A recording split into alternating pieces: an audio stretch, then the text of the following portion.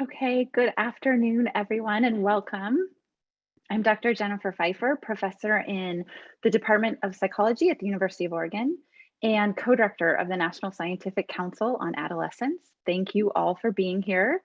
We are excited today to talk with some of the key contributors to our first council report, The Intersection of Adolescent Development and Anti-Black Racism.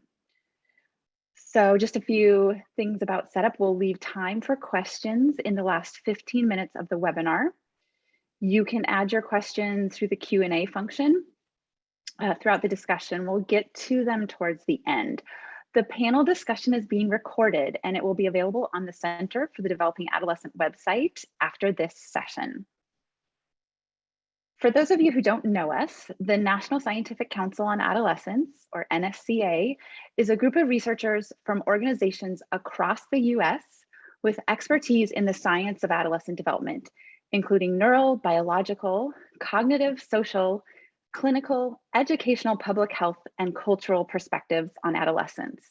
We work with the Center for the Developing Adolescent, or CDA, to help communicate what we know about adolescent development to policymakers, youth-serving professionals, and the general public to drive change in youth-serving systems in order to improve all young people's trajectories. The Intersection of Adolescent Development and Anti-Black Racism is the first report from the NSCA. This report summarizes research on how racism and related inequities impact key developmental milestones of adolescence. And it offers recommendations to support Black youth within key social contexts of the middle and high school years. I'm joined today by report lead and NSCA co-director, Dr. Joanna Lee Williams, report co-author and CDA co-executive director, Dr. Andrew Fuligni, and youth reviewer, Kofi Mason. I'll let each of them say a little bit about themselves. Joanna, we'll start with you. Thanks, Jen. Well, hello, everyone. Good afternoon or good evening or good morning, depending on where you are in the world. It's great to be here. I'm Joanna Williams, and as you heard, I'm co-director of the National Scientific Council on Adolescence. I'm also a faculty member at Rutgers University, and I'm really excited to share our first council report with all of you. Thanks, Joanna. Kofi, would you introduce yourself? Hi, everyone. My name is Kofi Mason. I'm a senior at Albemarle High School, and I'm very excited and appreciative for the opportunity to be here today. Thanks, Kofi. Andrew? Hi, I'm Andrew Fuligni. As Jen mentioned, I'm co-executive director of the Center for the Developing Adolescent, which is honored to bring this event with you and to work with the National Scientific Council to put together this report. It was also a privilege and an honor for myself to be able to work on this extremely important report that we're going to be talking about today. So I look forward to the discussion. I look forward to hearing from my co-panelists and to getting some Q&A from the audience. Thanks, Andrew. Okay, let's get started. So, Joanna, why don't you kick us off by telling us about the report and why we at the NSCA felt it was important to start with race and equity as the topic for our first council report. Okay. Before I answer the question, I want to acknowledge the contributions from my fellow council members, as well as our expert affiliate, Debbie Rivas-Drake, our writer, Carrie Maston. We had great feedback from folks at Frameworks. We've got support from the funders for Adolescent Science Translation, the FAST funders, and we had several youth reviewers and contributors, including Kofi. So this report was really a collective effort, and I think that's reflected in the final document. In thinking about the importance of the topic and sort of, why this is so essential, I actually want to read directly from the report because I think this kind of hits home on one of the reasons that it was important to start here as a council. And it says, the science supporting both the existence and the negative impacts of interpersonal racism, structural racism, and anti-Blackness is irrefutably clear. Racism negatively impacts many aspects of healthy development, including mental health, self-esteem, academic outcomes, and high-risk behaviors. More broadly, these various forms of racism result in reduced access to resources, normalization and acceptance of racist behavior, and less support for positive development within schools, communities, and other institutions that serve Black adolescents. Finally, for our society as a whole, racism severely limits economic growth and undermines our nation's ability to live up to its full potential. So for me, I feel like that really encapsulates the central importance of this topic. One of the things that I am excited about in terms of the way that our report functions is it looks at the intersection of that reality with what we know about the important developmental needs and developmental capacities of adolescents. So it brings together, the science of racism and the impacts of racism, which again are irrefutably clear, with the science of adolescent development, and trying to understand, what it would take to support, normative trajectories of development, trajectories that move youth towards thriving, and how the context of racism, both as experienced on kind of the day-to-day interpersonal level, as well as the broader socio-historical level, how those interfere with the kind of supports that we know adolescents need. Thanks, Joanna. Excuse me.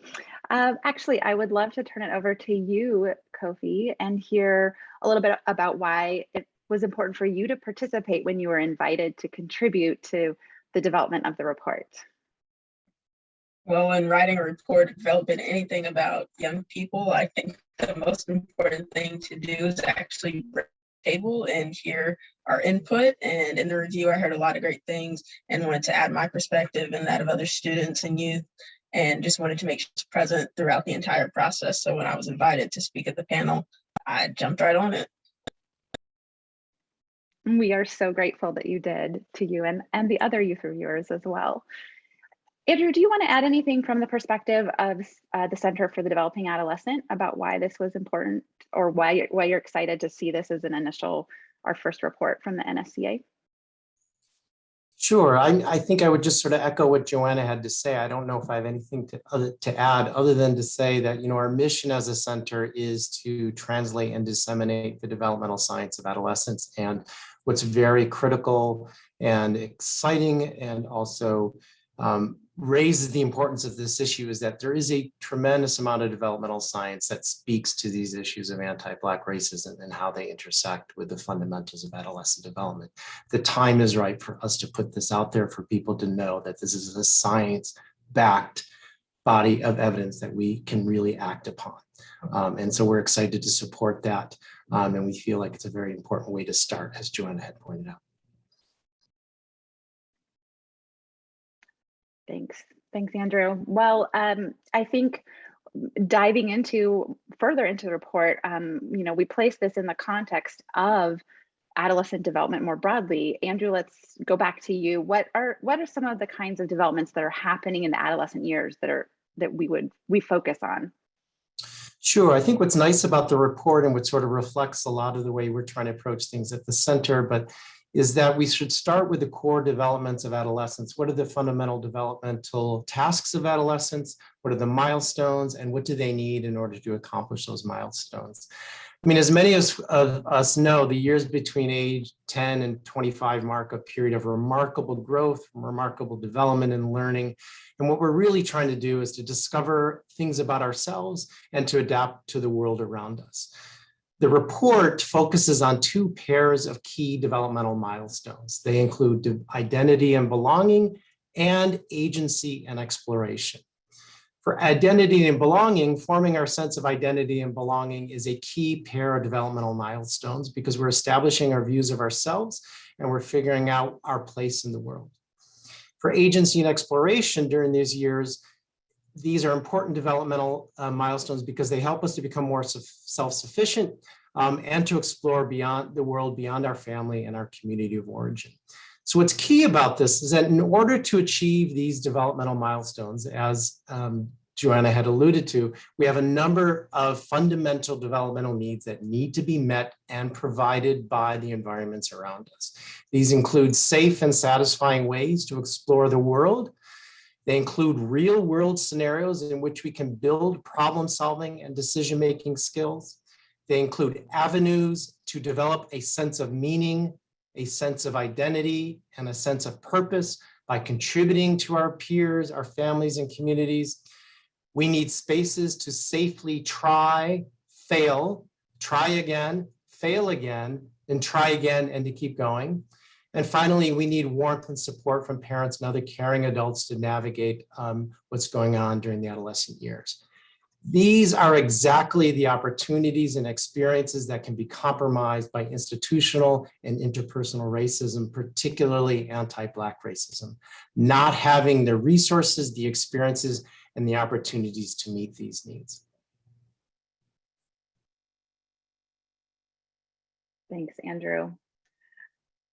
I want to have us start to think about and talk about what are some of the ways specifically that racism affects its development. Joanna, do you want to take over from here? Sure.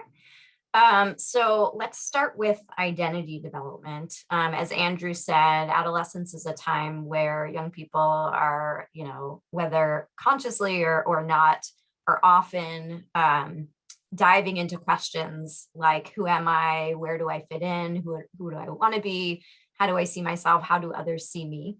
And that's, a normative part of development. So when we think about layering on direct experiences with racism at the interpersonal level, or just the broader context of a racially hierarchical society and the socio-historical context of anti-Blackness that's persisted for generations, then that is going to play a role in the process of identity development for Black youth.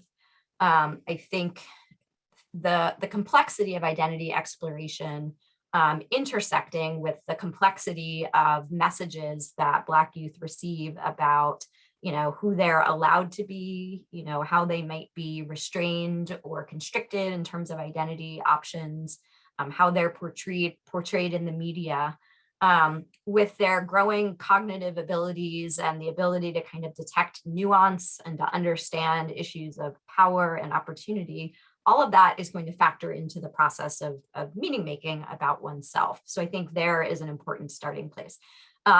I say that always with an asterisk that I think there's sometimes is a tendency to then make the assumption that, Black youth will have, automatically, because of the existence of racism, will have sort of, internalized racism or a negative sense of self. And we know from the science that that is certainly not the case.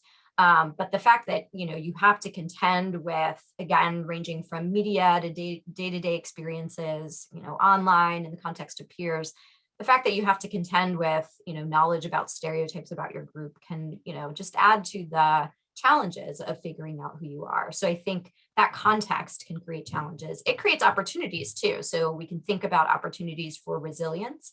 And we know from the research that having a strong sense of yourself in terms of your racial identity can offer some protection when you are faced with explicit racial discrimination. So it can provide a little bit of buffering. That being said, that doesn't mean that Black adolescents should have to have those experiences where they need to engage with drawing upon their sense of pride.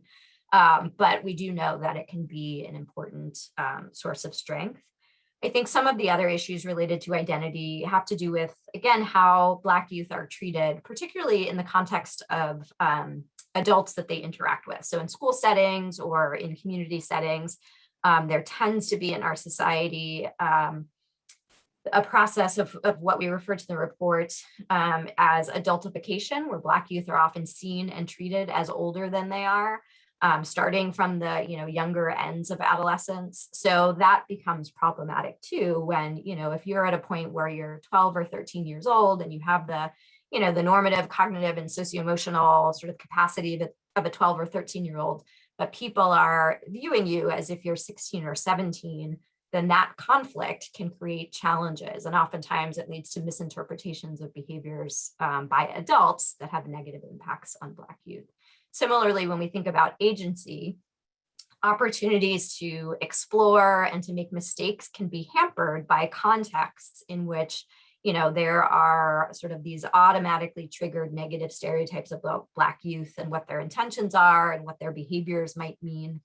So the sort of normative, kinds of engagement that we might expect from any teen sometimes has different consequences when it comes from a Black body. So the embodiment of physically being Black can then have negative consequences when that behavior is received by people who don't necessarily understand it, or they're reacting from a place of implicit bias. So as Andrew said, although youth need, we know that young people are going to try new things. It's a period of discovery, and to discover new things means you often need to test and make mistakes. But for Black youth, those mistakes often have more dire consequences compared to their peers. So I think that's an important way in which racism intersects with opportunities for agency and exploration. Thanks for that, Joanna. Kofi, you are, I hear you're the president of the Black Student Union at your high school, which is amazing. And so you really have an up close and personal perspective on the experiences of Black high school students, including yourself. What sort of impacts do you see of racism on adolescent development? Okay, I think what we will do is we're going to try and get Kofi called in so we can make sure to hear them really clearly. And while we work on that, I'll see, I don't know, Andrew, did you have anything you wanted to add to Joanna's overview about? No, I think she really highlighted, yeah. I think she spent most of her time talking about identity, and she could say a little bit more about agency perhaps. I think one thing too that Joanna was alluding to, and I think that we're leading to when we were moving on to hopefully to speak to Kofi, is that what's also exciting about the adolescent period and important about the adolescent period is that it is a really important time that youth themselves can work against anti-racism, that they have a lot to say, they have a lot to offer, that our Black youth and our youth who are not Black can work together to play a role in making a difference in these kinds of things. And I think that's very important for us to be speaking to when we talk about different kinds of solutions. And I know in the report, we talked a fair amount here and there in different settings about the importance of providing youth with the opportunities to have a voice, to make a difference, and to have an impact. And I think what's really important to keep in mind is that our Black youth themselves have a lot to say and a lot to do about it, but also our youth who are not Black have a lot to say and a lot that they can do about it as well. And I think that's what's very exciting about the developmental period, that they have a lot to offer to help us solve these problems. And we as adults have a lot of way to go in terms of listening to them and giving them the opportunities to make a difference. And I know this has been evident in some of Joanna's own work and some of the other things that we talked about in the report. Thanks, Andrew. Well, we will continue to work to make sure Kofi has a voice in this webinar, and I'll just get flagged down hopefully when they are reconnected. So, Joanna, maybe we could talk a little about what makes the adolescent years a key window, not just for the impacts of anti-Black racism, but also other opportunities to mitigate these impacts that I know we started thinking about that, but maybe some other opportunities or maybe some specific examples. Sure. So I think going back to the developmental science that Andrew was discussing earlier, we know from the science that adolescence is a sort of important period of opportunity. And part of that comes from the ways in which adolescents are developing, sort of holistically. They're developing in ways that offer, in some levels, like malleability and opportunities for changing trajectories for better or for worse. So at the level of the individual, we know adolescence is a time where interventions can really be important and successful. And I think that dispels a myth that if you don't get it in early childhood, then all is lost. We know that adolescence affords a lot of sort of plasticity and malleability. So it means this is an important time where we really need to invest in making sure we're providing the contexts that are offering the most support, so that adolescents have, opportunities and access that they need to thrive. So that's at the individual level. It's also at the level of structures and institutions. And I know we'll talk more about those a little bit later, but I think that we think about creating the right contexts that are supportive of, sort of thriving and supportive of developmental needs, then those can go a long way in terms of, during the period of adolescence, but also long after adolescence. So what happens during adolescence, I think, has an impact down the road as adolescents transition into adulthood. So that's sort of the direct thinking about supporting adolescents themselves. But to Andrew's point, I think, I know really from the science and also from direct experience working with youth that this is an opportunity where they are building the capacity to really kind of think and understand and, sort of take a critical view on issues and challenges that we're dealing with at the community level and at the society level as well. Adolescence can offer a lot in terms of creative ideas and innovation, ways in which adults who may be sort of fixed in their thinking might not think about addressing issues related to racism, naming what their experiences are like on a day-to-day basis. So we know that adolescents have great capacity to lead and contribute as well. So that's an important part of this too. So when we think about adolescence as a period, we can focus both on opportunities for sort of interventions to make sure we're promoting,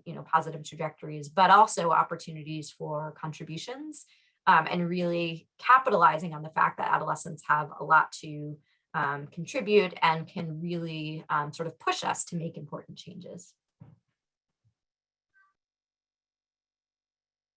Thanks, Joanna. That is so important, and it's really just goes to how much promise there is, and what it's encouraging to think about all the opportunity in this period.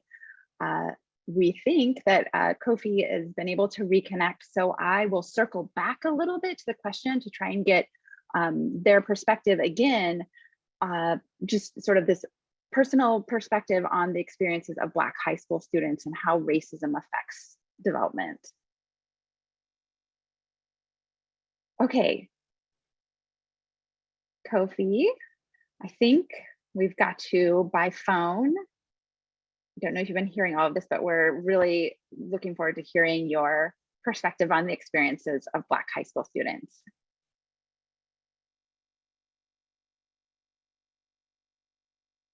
Can you hear me okay now? Yes, we can hear you fantastic. All right, sorry about that. So my personal experience as a Black high school student would be just an overwhelming feeling of isolation and imposter syndrome, creating a lot of anxiety and depression. And that's something that we talk about a lot in our Black student union meetings, because we're oftentimes the only students of color in higher level classes, which is something that we're trying to combat. And also there's this other feeling of not feeling like you can make it to those classes or not having the resources to do so, and not being supported by teachers or authority figures to be able to take those leaps and try and sometimes not succeed, or also get support in achieving a higher level of education. Wow, that's really powerful, and I really appreciate you sharing that with us, and what important work you're doing as the president of the Black Student Union to help support your peers in that way. If you aren't getting the supports necessarily or encouragement that you need from the adults around you, or that at least that could be better. You could all be better served. So I think that actually connects really nicely to our next set of questions, which is about how we as adults can support positive development for Black youth in the face of individual and also systemic structural racism. So Kofi, could you, if you don't mind, going right back to you, what do you see adults around you doing well to support youth, and where do you see need for more improvements? Something that I think is being done well are teachers being willing to have spaces for Black students to just exist and just be without any preconceived notions or conceptions about who they are and who they should be. And that's been really positive, something like a Black student union can provide that space. Also, things that I could see being done better are teachers being willing to learn and to change ineffective or offensive practices. There are a lot of teachers that have been teaching a while and think they know what's best, and just teachers being willing to listen to us and hear what we have to say about things that they could be doing better. And a lot of what happens ends up being a lot of conversation, which is great, and it needs to happen for understanding and just for people to know and learn and grow. But I'd like to see a lot more action being done and adults supporting students in that action, especially from a higher, more authoritative level, such as like division level issues when it comes to schooling, because it's not necessarily changing individual teachers' hearts and minds, but I think a lot of the work or a lot of the issues can be solved by just mandating policies that would outlaw some of the negative behavior that we're seeing and that negatively affects students. Kofi, can I build on that and ask you a follow-up question to that? There's a lot of science out there that is suggesting the importance of recognition for Black students within, say, middle schools and high schools, that simply just pretending that systemic racism doesn't exist is not enough, that actually giving students the opportunity to be recognized both in sort of a day-to-day classroom environment, but also in the curriculum and the kinds of things that you learn about. Does that resonate with you? Does that sort of match with your experience? Are there ways in which you have seen teachers or schools do that well, or ways in which you think they could do it better? Yes, that was something I was going to mention in one of the later points, as well as like just cultural insensitivity among teachers and like tolerating blatant racist behavior from students. There's also lack of education of Black education in the classroom and in all subjects. I think history is something that could be easily incorporated, but other subjects like math, music, science, and things of that nature, teachers just seem to be drawing a blank of how to teach about Black people and Black history in those subjects. And I think supports could come from outside sources of how to do that, because I think what I've heard from a lot of teachers is that they want to do that and they would like to be able to, but they just don't know how. And I don't think we as students should be burdened with coming up with our own curriculum as well. But I think we've made it known that that is something we'd like to see. So either being able to be present in the process, but also have that information out there for teachers to use would be helpful for us.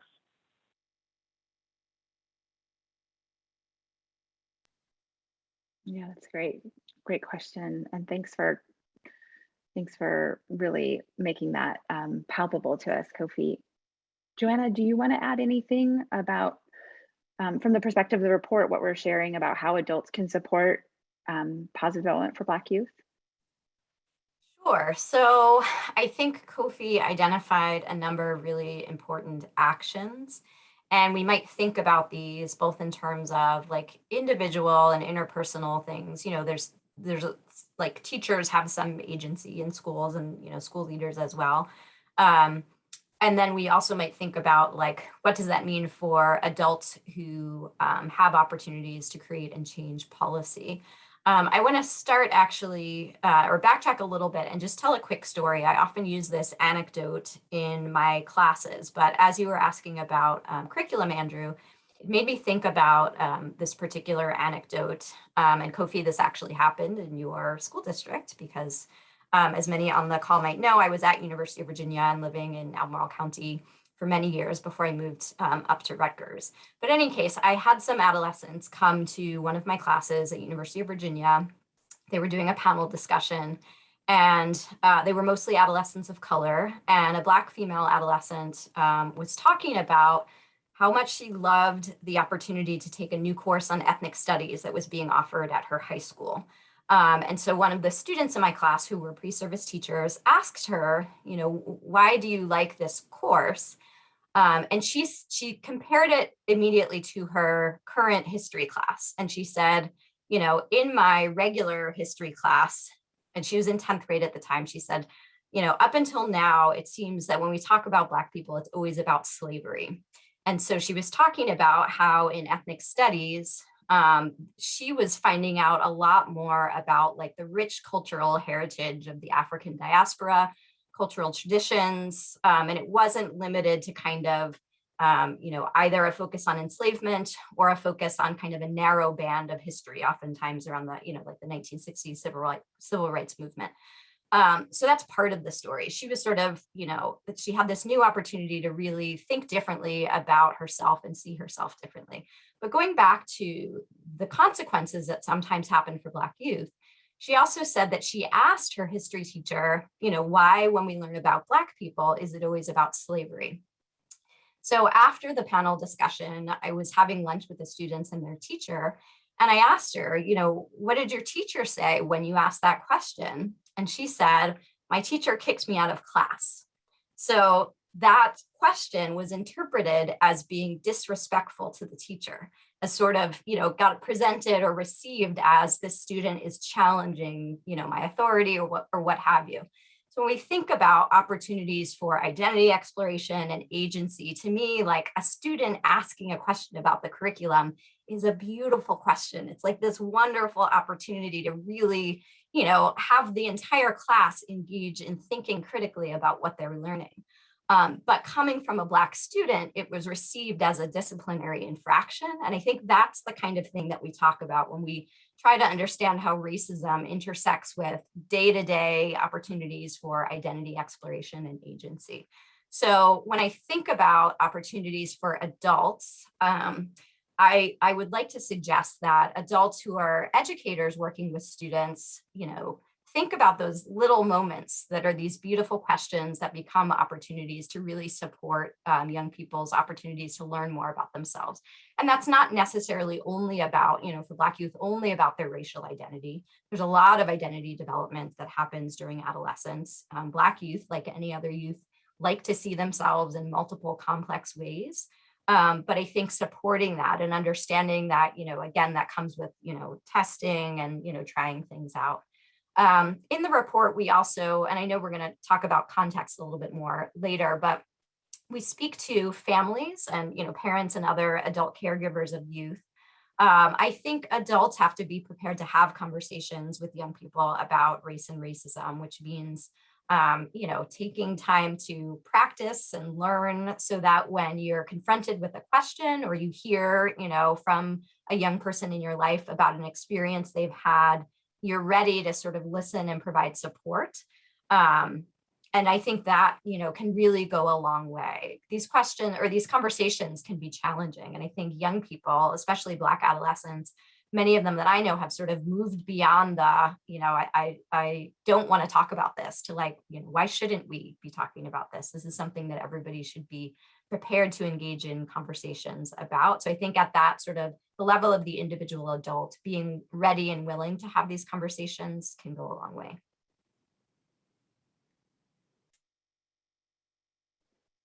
Thanks, Joanna. And for parents of youth who are not Black, being ready and willing and proactive in having those conversations as well is really important for furthering those youth's development as well.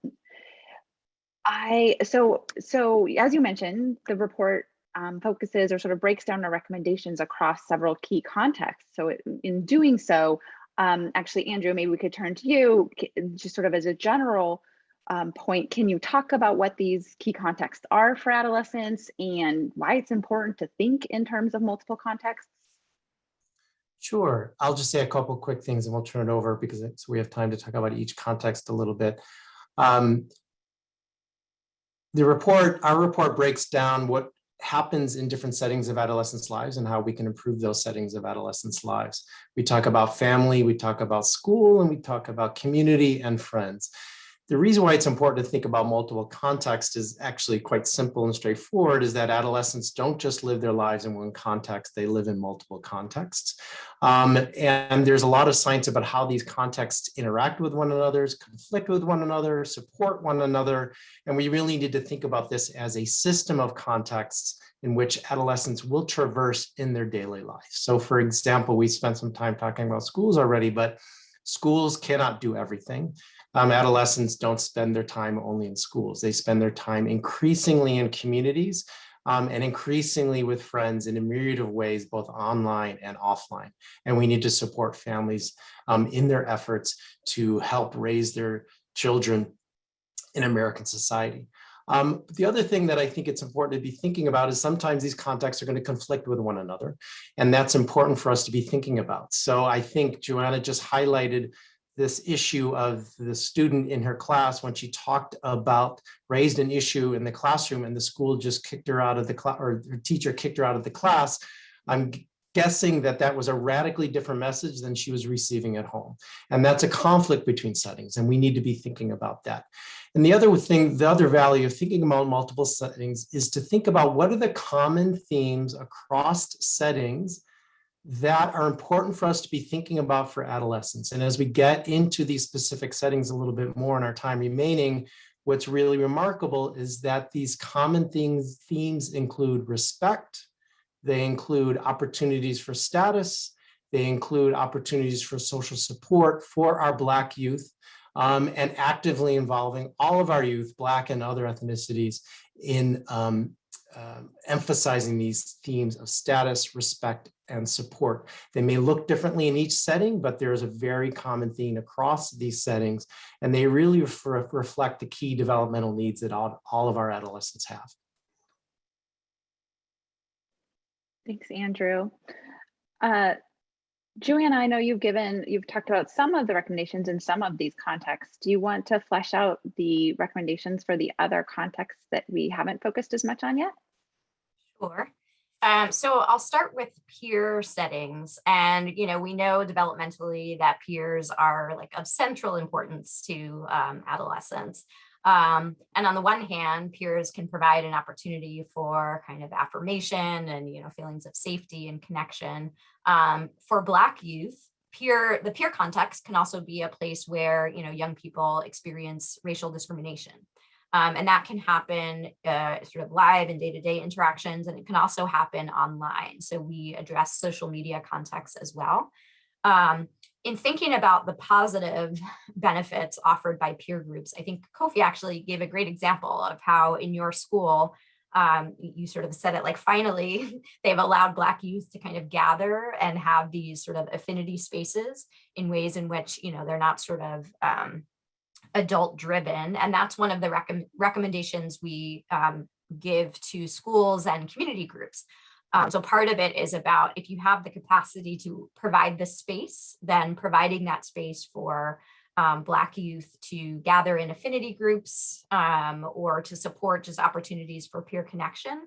That is, I think, it's a concrete, actionable recommendation. In terms of social media, we know from the literature that on the one hand, it's again kind of this double-edged sword. For Black youth and other adolescents, social media can provide opportunities to really to lead and create change and engage in, activism, to provide sort of a sounding board and to offer a space for expressing one's voice. But also, we know from research specifically on Black adolescents that they experience frequent encounters with racism online. And that can have negative impacts on, mental and socio-emotional well-being. So I think for families, having conversations with Black teens about what they're experiencing online, so that, youth have an opportunity to process. For younger adolescents, potentially thinking about, monitoring more actively. For older adolescents, helping them to think about how to, sort of actively respond or engage or disengage, depending on the harm that's being caused, is important. The last one that I'll mention that I really like, because it came from one of our youth reviewers. We had a recommendation we were forming related to media, and one of our youth reviewers said, well, we need to make sure that when we're talking about like media representations of Black youth, that youth have a seat at the table of informing what those representations are. So one of our recommendations is about bringing together, the media, researchers who study normative Black adolescent development, and young people, Black adolescents themselves, to inform the kinds of content that are really representative of the diverse array of authentic experiences that Black adolescents have, so that we're not continuing to reinforce stereotypes. So that's peers and social media. And maybe I'll pause there and pass it on to Kofi to see if you want to talk a little bit about peers and social media, and then I'm happy to come to the other contexts as well.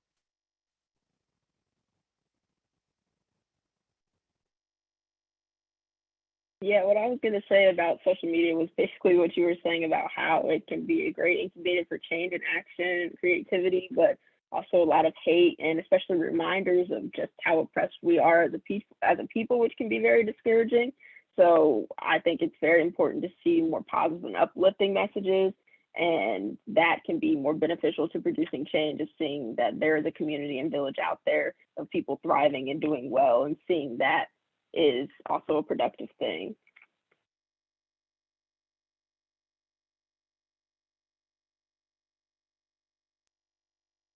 Thanks, Kofi. Joanna, how about recommendations for community settings? Yeah, so community is one of the other contexts that we address, and we've talked about, so we also talk about family and schools, and we've, I think, gotten to some of those recommendations already. So in communities, there's a number of ways in which I should add as sort of a framing. The recommendations that we include in the report, are, they're actionable. So we tried to target specific stakeholders in particular contexts on things that can actually, be done. So we tried to make them actionable, and they're also connected to the science, but they're not an exhaustive list. So when we talk about community, there's lots of ways in which we might take the science and translate it into recommendations, but we honed in on a few sort of actors in community settings. One is thinking about community-based organizations, which can really be a huge asset, particularly for young people. We've known, again, from the science of positive youth development, that community-based organizations are often a space where Black youth and other adolescents actually can, feel like they're their authentic selves, and they can, engage in authentic forms of agency and change making. But thinking about, in the context of the importance of like youth-adult relationships, community-based organizations having the capacity to make sure that those kinds of relationships are sustained over time, because we know those are really important and beneficial for adolescents. So investing in whether it's staff training or professional development, or the other kinds of resources that help create sustained long-term youth-adult relationships in those settings, in addition to doing what many community-based organizations are already doing to support Black youth thriving. I think another opportunity is partnerships between community-based organizations and universities to kind of engage in some of that youth training. So if if universities have the capacity to take and give away the science of adolescent development and to turn that into training for youth service providers, there's another way in which those kinds of partnerships can benefit Black adolescents. I think we also, in our report, we tried to do within each context, think about, Black youth themselves, as well as other adolescents, and, what they might do in that particular setting. And some of this is based on what youth are already doing. But I think about, for young people, we encourage engagement in community-based organizations that are supporting our capacity for social action. Sharing these opportunities with other youth in your network becomes important. Taking advantage here of social media as a way to connect yourself to other people and spread awareness of activities that are going on in a community level is another important avenue in which youth themselves can engage in action that can move towards change. And then for funders, finally, increasing resources for community organizations that are committed to supporting Black youth in terms of engagement and activism and contribution and all of the things that we know can be really beneficial during this period of development. Thanks, Joanna. Something I'd like to add. Oh yeah, please do add, Kofi. I was just going to turn it over to you.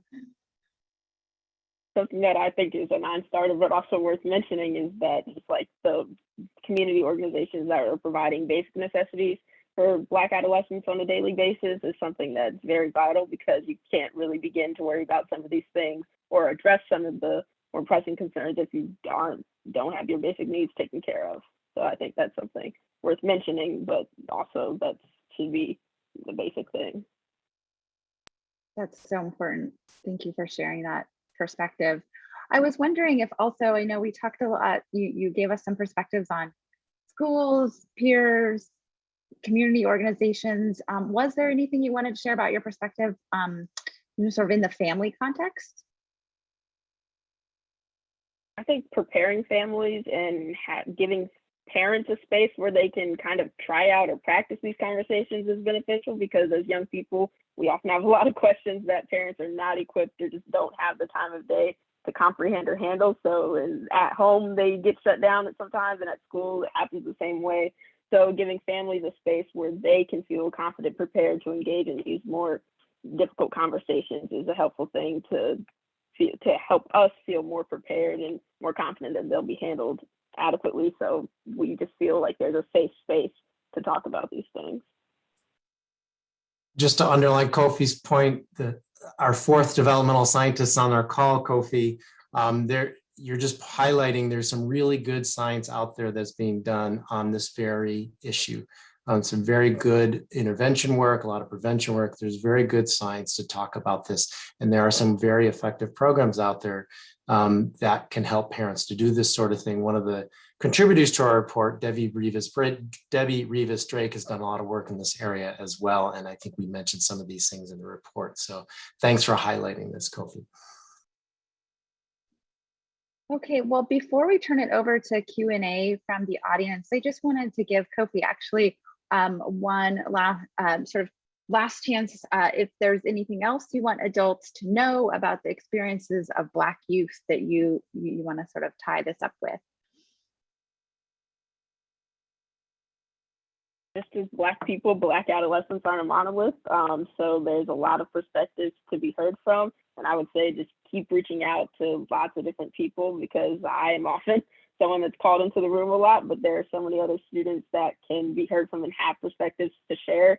So just finding ways to tap into them and tap into different voices is always great. I love that. That's so important. Thank you for reminding us of that. We are starting to see some questions coming into the Q&A. So I'm going to just pop over, open that, and I look at reading out. Wow, they're jumping around the screen. We've got one here about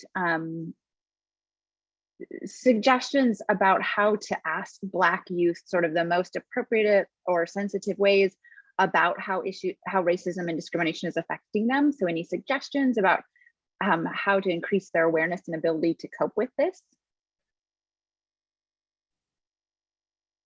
So I can offer a couple of thoughts. One, as a developmental scientist, I often start with, well, where are they? Are they sort of a younger adolescent or an older adolescent? And I say that because when I was at University of Virginia, I spent a couple of years with middle school students asking for their perspectives on issues of race and identity, and found that a lot of them, were still growing in their ability to kind of understand and articulate even their own sense of, race. And many of them, they were attending racially diverse schools, were holding fast to the belief about the good of society and the benefits of diversity, and that, everyone was getting along was sort of the narrative that was often shared with me.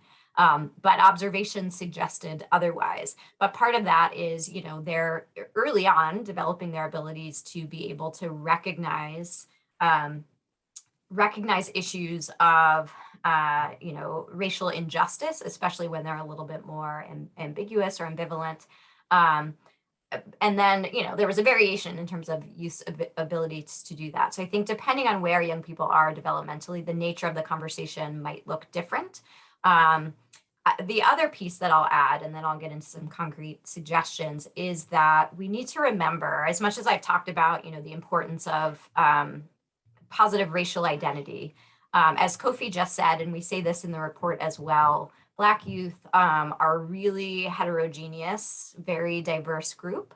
And for not all Black youth is race a central way in which they identify themselves. So we as adults can't make assumptions that, just because an adolescent, might check off Black on a checklist or, might use that term to label themselves, doesn't mean it's a central way in which they define themselves. And if it's not central to your identity, you may not be picking up as much on, issues of racial injustice.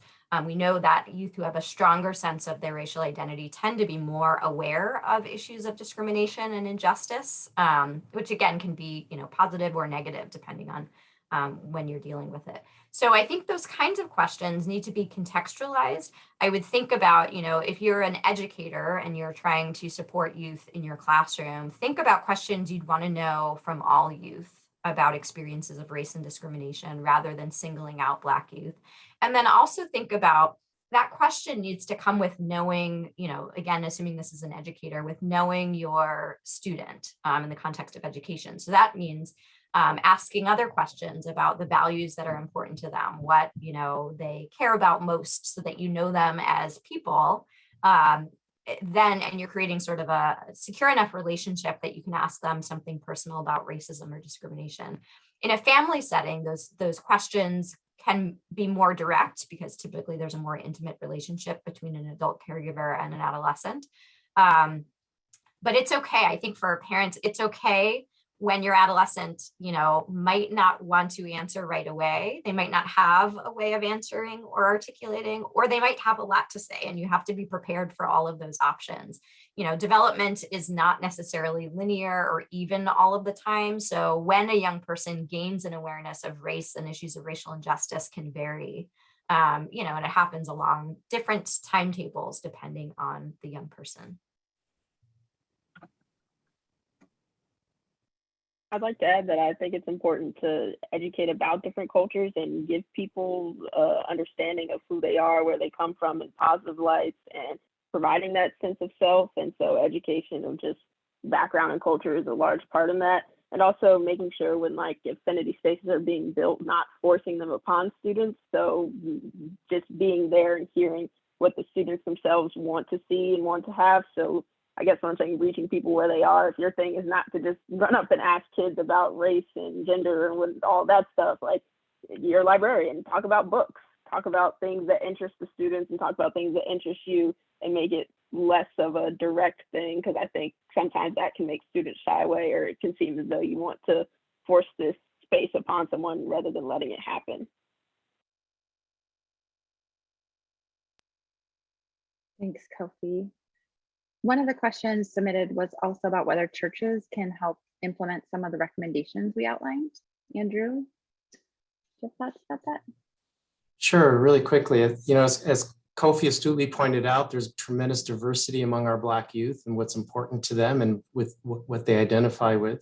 And for those who are members of the faith community, clearly churches play a very critical role in a lot of these developmental milestones that we've been talking about. One thing we do talk about in the report is meaning and purpose. We haven't talked about it much on this call, but being a member of a faith community, participating in a faith community, being able to contribute to that faith community consistently scientifically shows are very important to establish youth's sense of meaning and purpose and place in the community. And at the same time, educationally, it goes without saying that one cannot understand the civil rights movements in the United States without understanding the fundamental roles that churches have played since the beginning. And I think that's an important thing to understand. It's an important thing to incorporate into educational efforts and what students learn in the schools about these kinds of efforts to promote civil rights among the Black community. There are myriad ways in which churches can play a very important role for dealing with these issues among youth and promoting the positive development of our Black youth. I'm sure many folks on the call could speak even more in depth about this, but there really is a lot of good science behind this as well. Just very quickly, I want to call out one of these evidence-based programs that we mentioned in the report, we cite in the report, is the Strong African American Families Program. And this is actually, it's still a program that exists. It started at University of Georgia, and it is typically delivered in faith-based settings where parents of younger or middle adolescents parents and other adult caregivers are sort of learning about adolescent development, learning about race and supporting positive identity development. Adolescents themselves are also engaged in a curriculum, and then parents and adolescents sort of learn together. And there's a lot of evidence for the benefits of this, but the faith-based organization becomes the community in which these kinds of dialogues can happen, because, typically it's families that are in those settings. So there are some great examples of the kinds of ways in which, youth can have, direct sort of support or opportunities, but families also can be supported in these opportunities in faith-based settings as well. Something that I'd like to see personally as a trans Black person is like just more concrete sayings on like, if this is something that you will tolerate or allow or accept and things like that, because there are a lot of more cultural aspects that like are coming to light, and they're a lot more decisive. And I think youth as a whole, we're becoming more aware of these things and forming our own opinions about it. So if you want to be that safe space for all youth, making it clear where you stand as a culture or where you stand as a church or community is very helpful for not having to just like guess if these spaces are accepting of you and your identity or whatever thoughts that you may be coming to in your personal development and growth.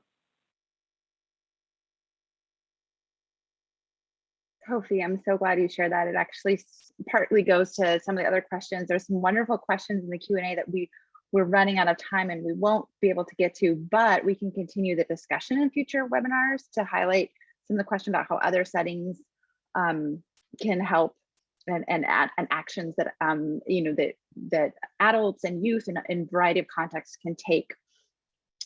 So what I just wanted to say is, on behalf of the National Scientific Council on Adolescence and the UCLA Center for the Developing Adolescent, thank you again for joining us today. And to remind all of our attendees, you can access the video from this session and other resources on the CDA website later this week. The link is in the chat, I believe. And if you want to dive deeper into this topic with specific emphasis on the context of community, actually Joanna will be one of the speakers at an upcoming webinar with the Readiness Project's Making the Invisible Visible series. It's on Friday, September 24th, and the link for that is also in the chat, so you can follow that to find out more.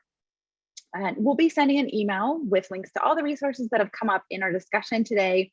And if you have any questions or need anything else, please feel free to contact our communications director, Megan Forder. And we just thank you all for attending. Thanks, Joanna, Andrew, and Kofi for being our expert panelists, and Kofi, special thanks to you for really sharing your insights as a Black adolescent. And thank you all for joining us. Have a great rest of your week.